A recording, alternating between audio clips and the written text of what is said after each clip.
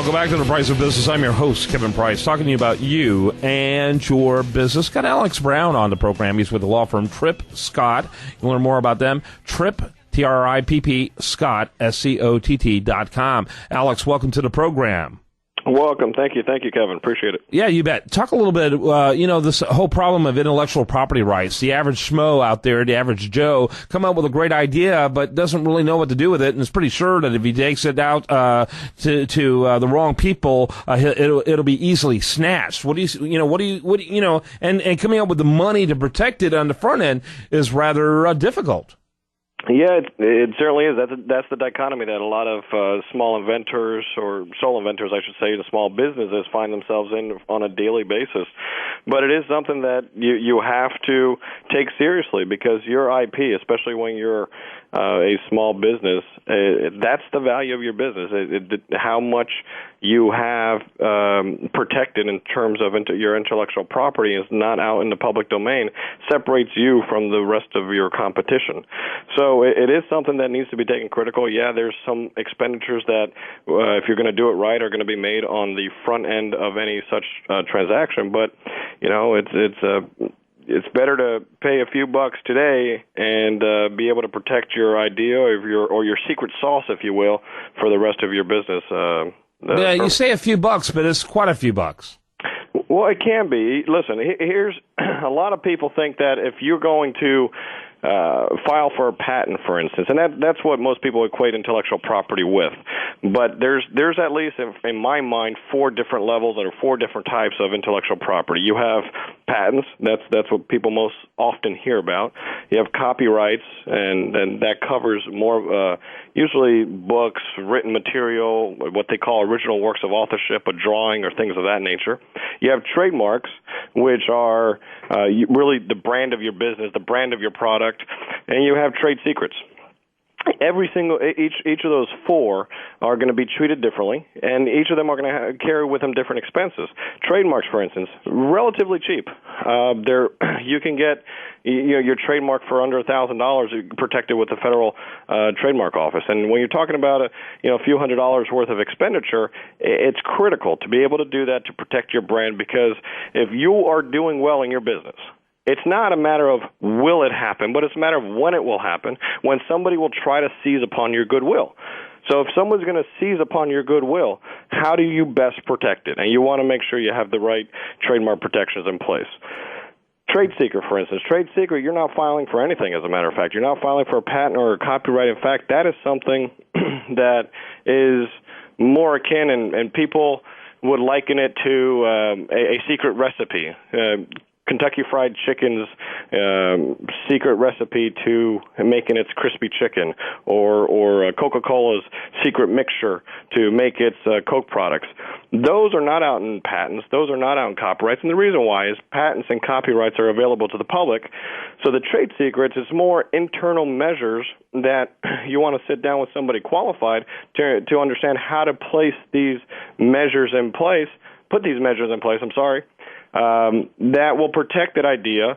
And that, again, if you do it right on the front end, is really not that expensive. The more expensive part, you're right, are the patents that take more time. You have to hire an attorney that is an engineer by trade, so they understand how to write these types of patents, and those can be a little more expensive. But you don't have to hire the qualified attorney in New York or some other high metropolitan area where you're going to be paying $900 an hour. Those are outrageous rates. That I don't think you have to do that.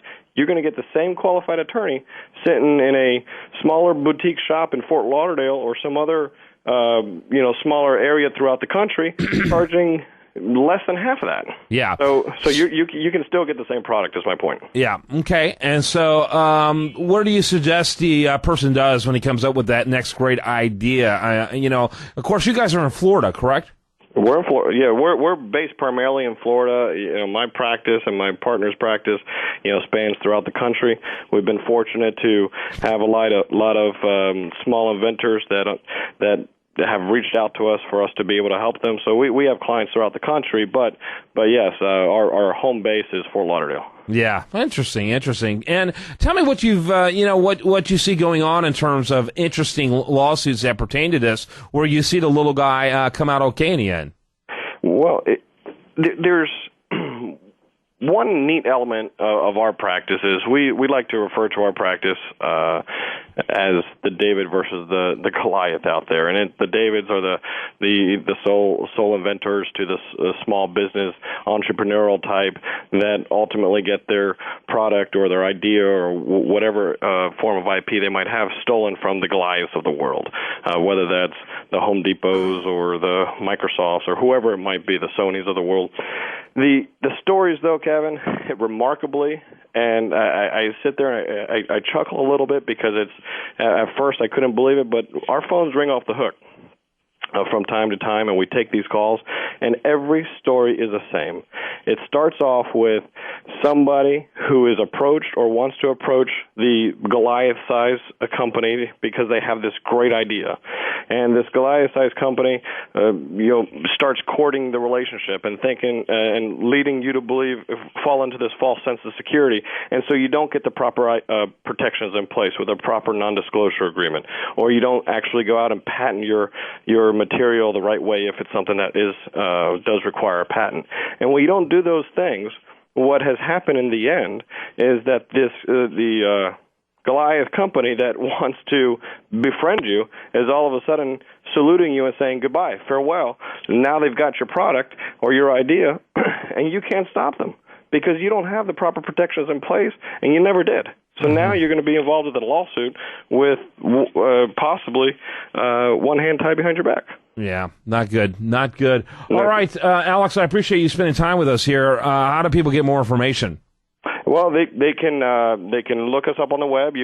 Appreciate you giving that at the beginning, but it's www.tripscott.com. They can also reach me. My direct dial in the office is 954-760-4909. All right, give that number one more time. 954-760-4909. Alex, I appreciate it very much. Do encourage people out there, don't be victims. Plan on having their idea be a huge success by protecting it. Alex Brown, TripScott.com. Thanks again for being with us. When we come back, we're going to have much more for you. We want to remind you the best content here. It shows up over there at USDailyReview.com. While there, like it on Facebook, follow it on Twitter.